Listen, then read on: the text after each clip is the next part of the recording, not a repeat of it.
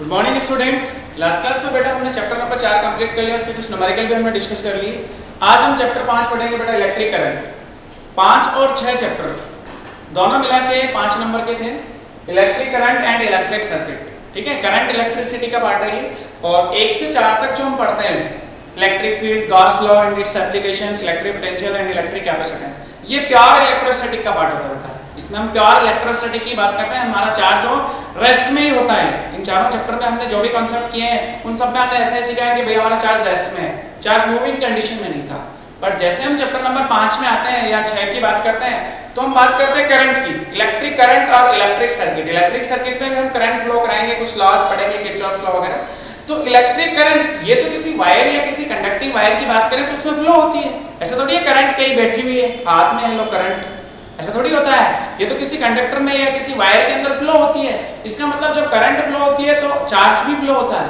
हमेशा बोलते हैं ना definition, rate of law of charge, rate of law of charge electric charge is called electric current. Rate of law of electric charge in a conductor is called electric current. तो आप बोल रहे हो charge flow को ही बोल रहे हैं, तो चार्ज फ्लो हो गया, आपका चार्ज जो है वो मूविंग कंडीशन में आ गया। तो क्या ये इलेक्ट्रोस्टैटिक का पार्ट नहीं है? नहीं, अभी भी इलेक्ट्रोस्टैटिक का पार्ट है। हम इसको इलेक्ट्रोस्टैटिक का पार्ट ही बोलेंगे। हम उस कॉन्सेप्ट की स्टडी नहीं करेंगे चैप्टर में कि चार्ज फ्लो होने से या चार्ज मूविंग कंडीशन में आने से जो मैग्नेटिक इफेक्ट्स होते हैं उनका हम स्टडी इस चैप्टर में नहीं करेंगे। वो हम 7वें चैप्टर में ही करेंगे, वो हम 7वें चैप्टर में ही पढ़ेंगे। इसलिए ये भी इलेक्ट्रोस्टैटिक का ही पार्ट है, या हम इसको बोल सकते हैं कि दोनों का है। इसमें मूविंग कंडीशन भी है, हम उसको रेस्ट में भी मान सकते हैं। तो ये जो कॉन्सेप्ट है, ये जो चैप्टर है, वो भी इलेक्ट्रोस्टैटिक का ही पार्ट मानते हैं। तो अब जनरल बात करें हम इलेक्ट्रिक करंट की, ये तो आपने 10th क्लास में ही पढ़ लिया था। Rate of law of charge in a conductor is called electric current. किसी कंडक्टर से टाइम के अकॉर्डिंग जो करंट फ्लो, चार्ज फ्लो होता है, उसे हम इलेक्ट्रिक करंट बोल देते हैं। उसे हम क्या बोलते थे बेटा? Electric current. तो जनरल डेफिनेशन लिखो, rate of flow of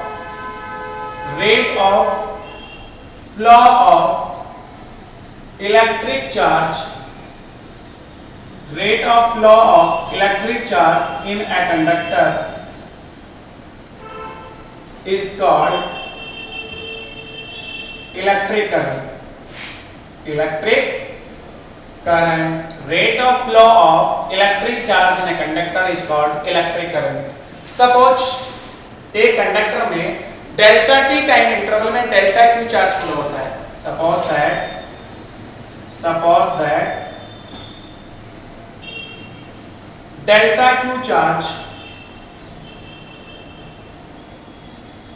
flow in a conductor in delta t time interval, in delta t time interval, then average current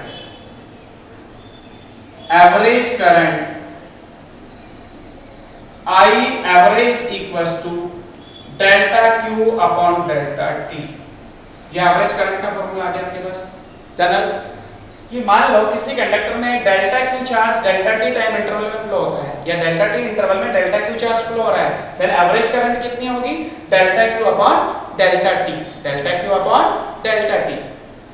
general अगर हम किसी इंस्टेंट पे कैलकुलेट करें, at any instant t current find out करें, जिसे हम बोलेंगे instantaneous current.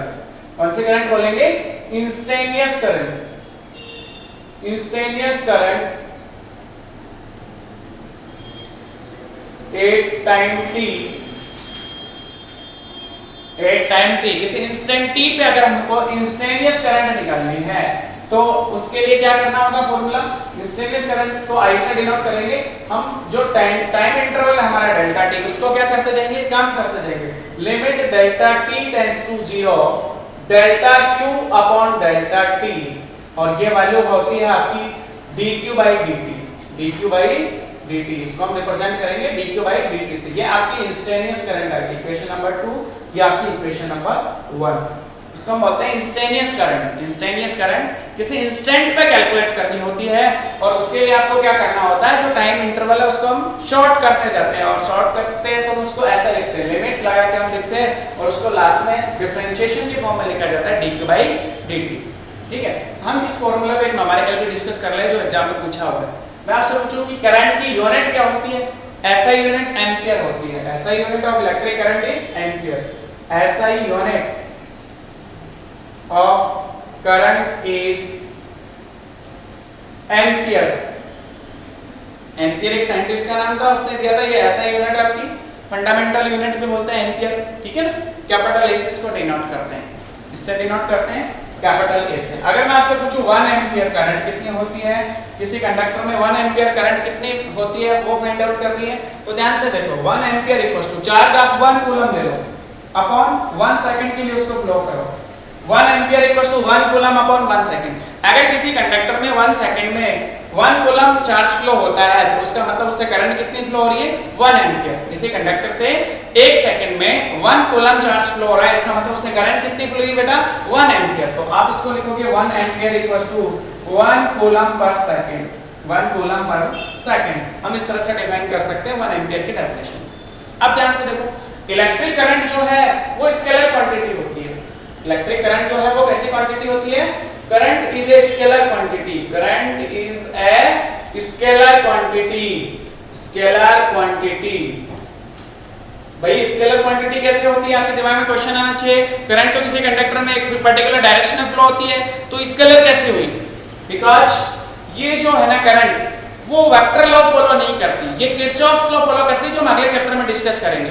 Kirchhoff's law follow करती है, न कि वेक्टर लॉ। देखो जनरल, अगर मैं किसी जंक्शन या किसी नॉट की बात करूं, मान लो इधर से कोई वायर लगा हुआ था, इसमें करंट आई I1, इधर से कोई करंट आई I2, और फिर वो करंट किसी वायर से इधर चली गई I, तो मैं बोलूंगा कि भाई इधर से I1 यहाँ पे आई, इधर से I2 आई, फिर I गई, तो I इक्वल्स टू टोटल कितना हुआ, I1 प्लस I2। ये किरचॉफ्स लॉ में होता है ऐसा। किरचॉफ्स करंट लॉ बोलेंगे, अगले चैप्टर में हम डिस्कस करेंगे। तो ये किरचॉफ्स लॉ में ऐसा होता है। अब इसमें वेक्टर लॉ से अगर इसको ऐड करते हैं तो दो के बीच का एंगल ये थीटा पता होना चाहिए था, फिर रिजल्टिंग वेक्टर इधर इस डायरेक्शन में, वो तो इसमें हुआ ही नहीं। इसका मतलब ये वेक्टर लॉ फॉलो ही नहीं करता। ये करंट जो है, इलेक्ट्रिक करंट जो है, वेक्टर लॉ फॉलो ही नहीं करती। आप वाई को टेढ़ा मेढ़ा कुछ भी कर लो, इसका एंगल कितना ही चेंज कर लो, वाई ऐसे था इसको ऐसे कर लो, इधर कर लो, इधर कर लो, कोई फर्क नहीं पड़ता, इसके एंगल पे डिपेंड ही नहीं करता ये, ठीक है। इसका मतलब वेक्टर लॉ फॉलो ही नहीं करता, सिंपल किरचॉफ्स लॉ फॉलो करता है, इसलिए स्केलर क्वांटिटी। ये क्या है, स्केलर क्वांटिटी है। चलो ये भी अच्छे से पता चल। आपने डेफिनेशन में लिखा rate of flow of charge, मतलब चार्ज फ्लो होता है करंट के साथ। तो बेटा ध्यान से एक नोट दिमाग में रखना कि जो इलेक्ट्रॉन होते हैं कंडक्टर की, जो सरफेस पे फ्री इलेक्ट्रॉन्स होते हैं, वो हमेशा करंट के ऑपोजिट डायरेक्शन में फ्लो होते हैं। और जो प्रोटॉन, यहाँ बोले पॉजिटिव चार्जेस, जैसे हम सेमीकंडक्टर करेंगे ना, तो उसमें होल्स और इलेक्ट्रॉन्स की बात होगी। होल्स पे पॉजिटिव चार्ज होता है, इलेक्ट्रॉन पे नेगेटिव चार्ज होता है।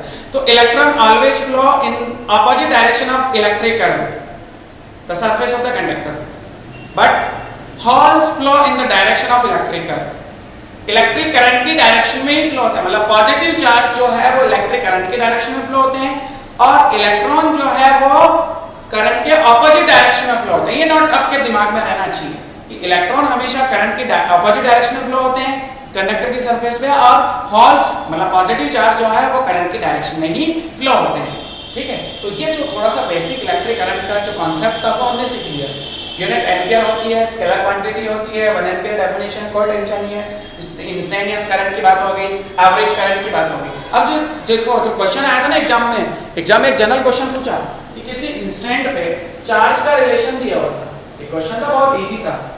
ये क्वेश्चन पूछे एग्जाम में एक बार, Q equals to value given थी, Q in terms of t given था आपके पास 6t² प्लस 5t प्लस 8, इतना चार्ज की वैल्यू गिवन थी इन टर्म्स ऑफ t, और आपसे पूछा है t इक्वल्स टू 5 सेकंड पे, t इक्वल्स टू 5 सेकंड पे करंट कितनी है, t इक्वल्स टू 5 सेकंड पे उस कंडक्टर से करंट कितनी फ्लो कर रही है, I की वैल्यू पूछी। तो t इक्वल्स टू 5 सेकंड मतलब इंस्टेंट पे पूछी, इंस्टेंटेनियस करंट। और इंस्टेंटेनियस करंट का फॉर्मूला ये रहा, I equals to dq by dt, और q in terms of t given है, तो t के रिस्पेक्ट में उसका क्या कर लेंगे, डिफरेंशिएशन कर लेंगे। I equals to d by dt, q की वैल्यू पुट कर ली 6t² प्लस 5t प्लस 8। अब क्या कर लो, इसका डिफरेंशिएशन कर लो। 6t² का अलग होगा, 5t का, फिर 8 का। 8 कांस्टेंट है, ये तो वेरिएबल क्वांटिटी है दोनों। 8 कांस्टेंट का डिफरेंशिएशन 0 होता है। देन I की वैल्यू आपके पास क्या है बेटा, इसका डिफरेंशिएशन बोलो 6t², t² का 2t, 2t मल्टीप्लाई 6 12t, कितना हो गया 12t प्लस 5t का कितना होगा 5t का t के रिस्पेक्ट में 1 तो 5t का कितना हो गया बेटा 5t का कितना हो गया 5 और 8 का 0 8 का कितना हो गया 0। अब ये आपकी करंट आई इंस्टेंट t की टर्म में t 5 सेकंड में पूछा तो इसमें t की वैल्यू 5 पुट कर लो देन i 12 मल्टीप्लाई 5 प्लस 5 कितना हो गया 55 ampere.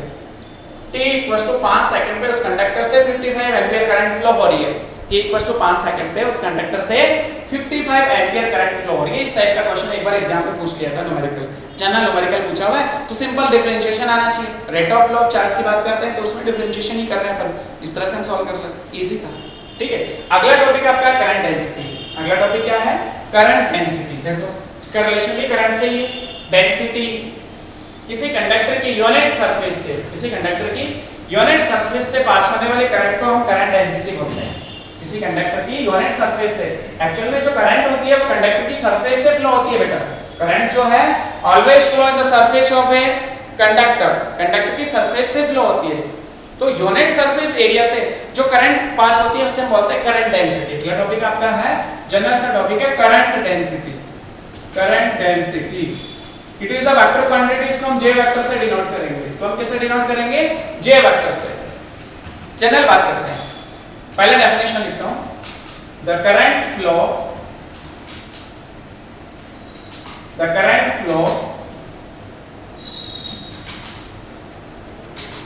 in perpendicular direction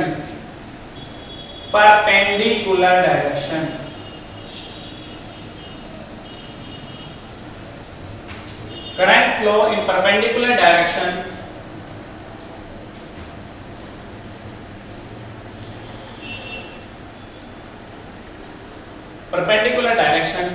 of unit area of a conductor the current flow in perpendicular direction of unit area of a conductor is called current density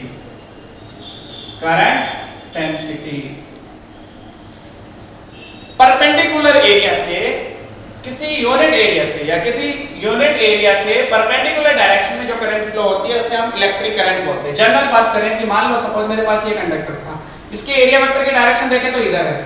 मान लो इसी direction में आपकी current flow हो रही है इस एरिया से पूरे एरिया से बात कर लेते हैं। सपोज करंट कितनी फ्लो हो रही है I then current density J vector equals to I upon A vector. Area unit बोला तो A का डिवाइड कर दिया J equals to I upon A। Current कितनी फ्लो हो रही है I area vector A vector J vector current density. ये स्केलर क्वांटिटी या वेक्टर क्वांटिटी। स्केलर वेक्टर का डिवाइड क्या होगा हमेशा वेक्टर क्वांटिटी इसलिए वेक्टर क्वांटिटी है। मैं बोलूं कि नहीं मैं एरिया वेक्टर को या मैं इसका जो सरफेस एरिया वो ऐसे लिखूं मेरा एरिया वेक्टर ऐसे है करंट इसके परपेंडिकुलर ऐसे ही जाएगी। करंट जो है वो ऐसे ही फ्लो कर रही है I ये थीटा एंगल है ये एरिया वेक्टर है। अब मैं आपसे पूछूं J वेक्टर बोलो तो J vector equals to I upon इस परपेंडिकुलर डायरेक्शन में कितना एरिया है एरिया परपेंडिकुलर डायरेक्शन में इतना एरिया कितना है इस डायरेक्शन में एरिया क्या है तो A का कंपोनेंट A cos थीटा। आप क्या लिखोगे A वेक्टर cos थीटा या मैग्नीट्यूड में लिख लो ठीक है ना मैग्नीट्यूड में लिख लो J equals to I upon A cos theta then I equals to J A cos theta. J और A दोनों वेक्टर क्वांटिटी है cos थीटा डॉट प्रोडक्ट में आता है then I equals to J dot A I equals to J dot A। दो vector quantity का dot product always A scalar quantity. A scalar quantity होती है दो वेक्टर क्वांटिटी का डॉट प्रोडक्ट हमेशा एक स्केलर क्वांटिटी होती है तो I equals to J dot A लिखा आपने इसका मतलब इन दोनों का डॉट प्रोडक्ट क्या आएगा एक स्केलर क्वांटिटी। इसलिए हम बोल सकते हैं current is a scalar quantity current also a scalar quantity ठीक है ना। तो क्या ये वाला कांसेप्ट क्लियर हो गया आपको। आगे देखो ध्यान से इसकी यूनिट बोलो unit of J unit of current density current density की यूनिट बोलो J की यूनिट बोलो भाई जल्दी से फॉर्मूले के हिसाब से I upon A ampere per metre square. Dimension बोलो J की डायमेंशन मास 0 है लेंथ L - 2 ऊपर जाएगा T 0 है A1 ये इसकी डायमेंशन होगी। ये क्या होगी इसकी बेटा dimension m0 l-2 t0 a1। Current density का कांसेप्ट क्लियर हो गया। किसी परपेंडिकुलर सरफेस एरिया से या किसी परपेंडिकुलर सरफेस यूनिट एरिया से परपेंडिकुलर डायरेक्शन में यूनिट एरिया से जो करंट पास होती है उसे हम करंट डेंसिटी बोलते हैं, ठीक है।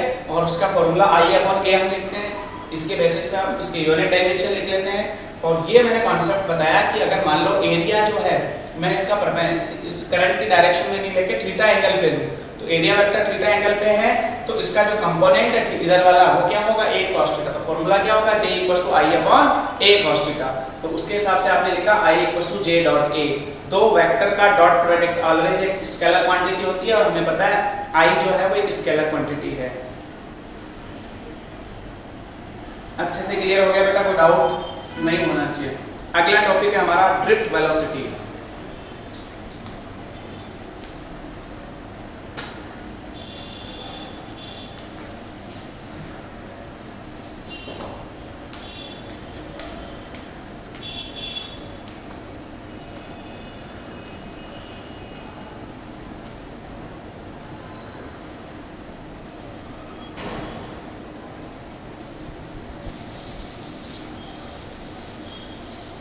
ड्रिफ्ट वेलोसिटी देखो अच्छा टॉपिक है, क्वेश्चन भी पूछा जाता है इससे।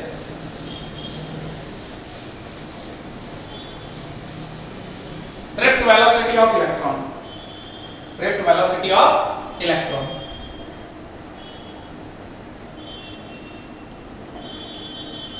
इसको हम VD से डिनोट करते हैं,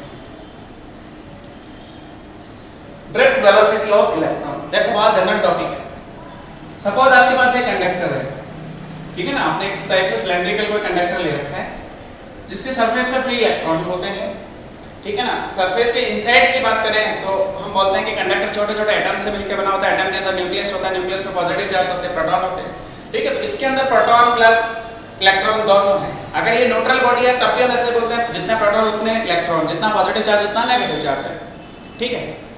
अब मैं बात करूं कि सपोज हमने इसको किसी एक्सटर्नल इलेक्ट्रिक फील्ड से कनेक्ट नहीं किया हुआ, मतलब इसको हमने बैटरी से कनेक्ट नहीं किया हुआ, तो इसके जो सरफेस पे फ्री इलेक्ट्रॉन हैं वो मूव करते रहते हैं, वो आपस में एक दूसरे से कोलाइड भी करते हैं। वो एक दूसरे से क्या करते हैं, कोलाइड करते हैं, और अंदर जो पॉजिटिव चार्ज है उनसे भी कोलाइड करते हैं, पर अपनी जो एनर्जी है वो उनको दे देते हैं, ठीक है। सरफेस से अंदर जाके वो अपनी एनर्जी देते हैं। तो इस तरह से इनमें कॉलिजन होता है, एक दूसरे से टकराते हैं, इसका मतलब कोलाइड करते हैं। और अगर उनकी एवरेज स्पीड की बात करें तो वो जीरो होती है। बिफोर जब हम इसको इलेक्ट्रिक फील्ड से कनेक्ट करेंगे उससे पहले अगर हम इनकी एवरेज स्पीड देखें, एवरेज वेलोसिटी की बात करेंगे तो वो क्या होगी, जीरो होगी, ठीक है। तो हमें ये पता चल गया कि इसकी सरफेस पे फ्री इलेक्ट्रॉन है, सब कुछ है, ये एक दूसरे से कोलाइड कर रहे हैं, ठीक है। अब जैसे ही मैं इसको एक्सटर्नल इलेक्ट्रिक फील्ड से कनेक्ट करूंगा, जैसे ही मैं इसको एक बैटरी से कनेक्ट करूंगा जिसका पोटेंशियल डिफरेंस V है, इसका पोटेंशियल डिफरेंस कितना है बेटा V, तो इसमें क्या होगी, करंट फ्लो होगी I, बैटरी के प्लस से करंट निकलती है और माइनस में वापस आके एंटर हो जाती है। अब देखो ये एंड x मान लिया, ये वाला एंड y मान लिया। हुआ क्या कि जैसे ही मैंने इसको करंट, जैसे ही मैंने इसको बैटरी से कनेक्ट किया, एक्सटर्नल इलेक्ट्रिक फील्ड से कनेक्ट किया, plus minus V potential apply किया, तो करंट फ्लो हुई। करंट का काम क्या होता है, यहां से एनर्जी लेना, इसमें x एंड पे दिया, जैसे ही एनर्जी खत्म होगी y पे आएगी, करंट वापस इससे एनर्जी उठाएगी, इस तरह से रोटेशन चलता रहेगा, ठीक है। जैसे आप बात करते हो कि आपने यहाँ पे मान लो कि इलेक्ट्रिक बल्ब कनेक्ट किया हुआ है, आपने इसको बैटरी से कनेक्ट किया हो, तो बल्ब जैसे इसको इसमें की क्लॉज करेंगे, सर्किट को क्लॉज करेंगे, करंट फ्लो होगी, आपका बल्ब चलेगा। तो इसका मतलब बल्ब कैसे चल रहा है, ये करंट फ्लो हो रही है, इसमें करंट क्या लेके जा रही है, एनर्जी को कैरी करती है, बैटरी से एनर्जी को कैरी करती है। आपका बल्ब जब तक ग्लो करता है जब आपका सेल चार्ज होता है, जब तक आपका सेल चार्ज होता है, चाहे डिस्चार्ज होता है आपका बल्ब ग्लो नहीं करता, इसका मतलब एनर्जी खत्म हो गई।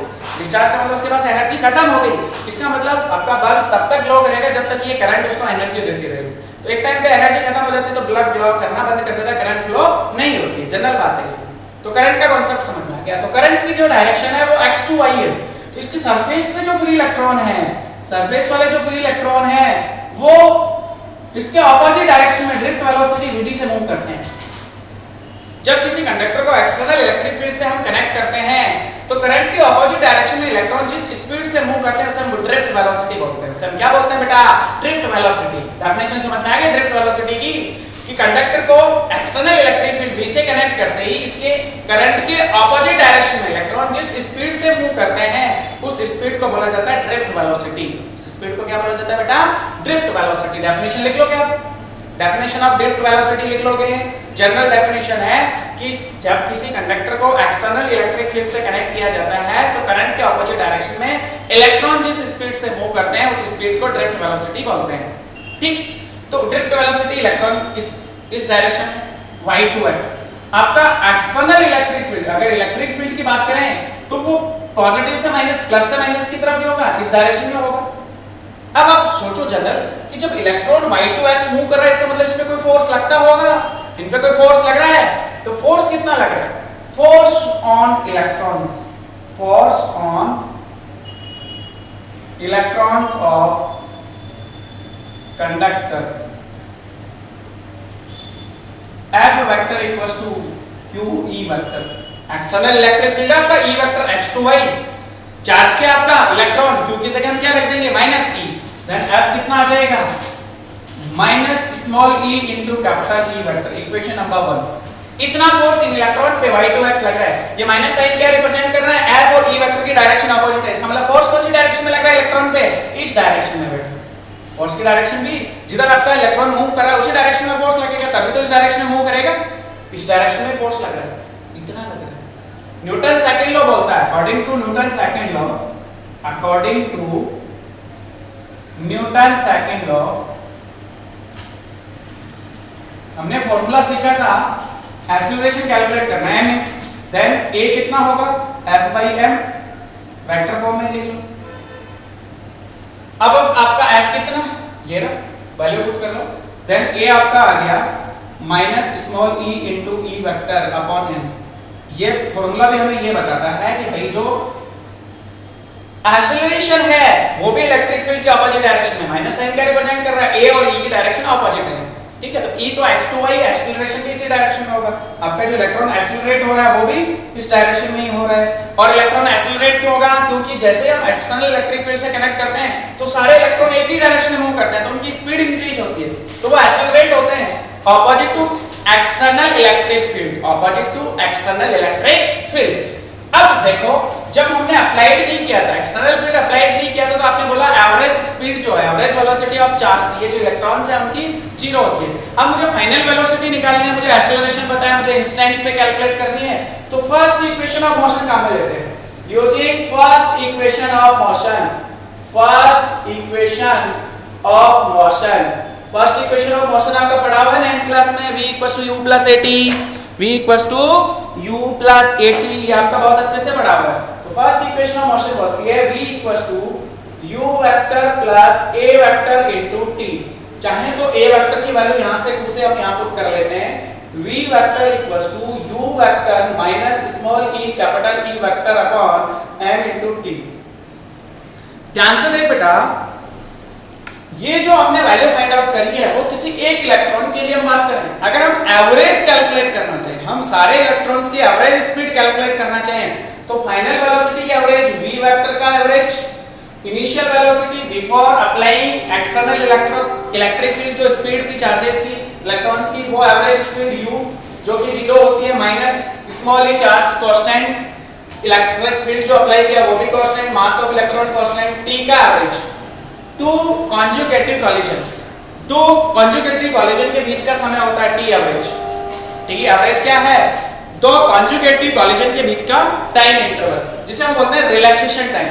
जिसे हम क्या बोलते हैं?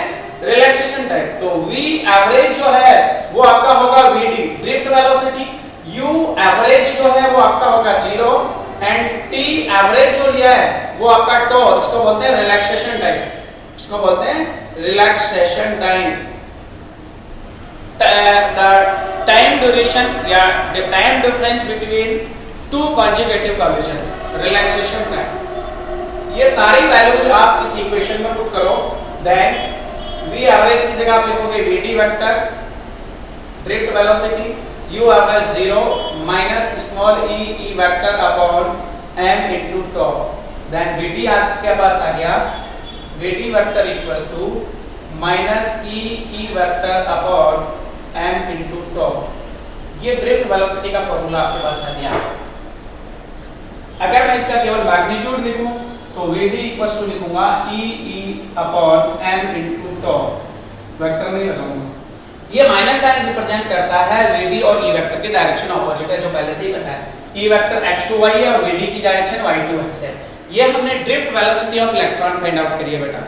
इसी कॉन्सेप्ट से हम ड्रिफ्ट वेलोसिटी ऑफ हॉल्स भी फाइंड आउट कर लेते हैं, ठीक है ना। ड्रिफ्ट वेलोसिटी ऑफ हॉल्स भी फाइंड आउट कर लेते हैं, जनरल टॉपिक का। बाकी हम नेक्स्ट क्लास में डिस्कस करेंगे। Thank you.